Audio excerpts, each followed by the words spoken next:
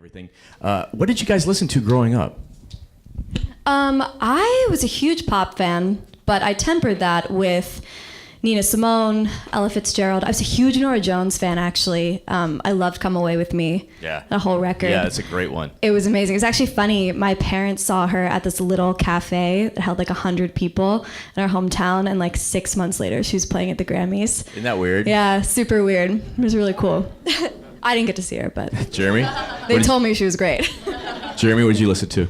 I think the first music that I really, really loved and got really deep into was hip hop. And that's been, I've realized, really like the backbone of the production work I do.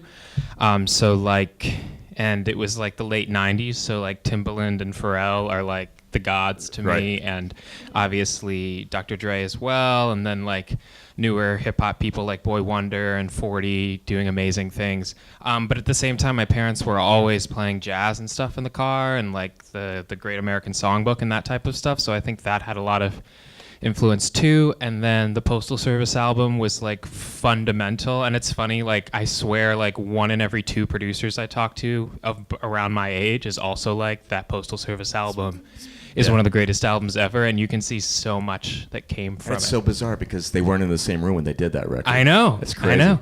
But it's just like, to me, it's kind of like the model for electronic pop songwriting. Right. So did you have the idea when you added like saxophones and more of the jazzy elements? Did you have that in your head? Or did it just come about? I think when Whiskey happened, we knew that part of what made it so cool was the bluesiness and the jazziness of the melody and the vocal style. And then we knew Steve, and I was looking for like cool instruments to sample and chop up, and he sent me some stuff. I chopped it up and made one time, and we just kept collaborating from there. Well, chopping up vocals, I mean, my first sampler was a Casio SK1. Wow. I used to like hold it up, speak into the thing, and then I would do and to hear you do it, but do it so tastefully. Thank you. It's awesome. You seem to be doing a lot up there. Like what all... I mean, you're like doing it all. It's pretty incredible. It's very involved. I'll like go to look at him and he's like so involved. I'm like, all right, it's fun. Yeah. To break it down really, really simply, I'm cueing loops here. Right.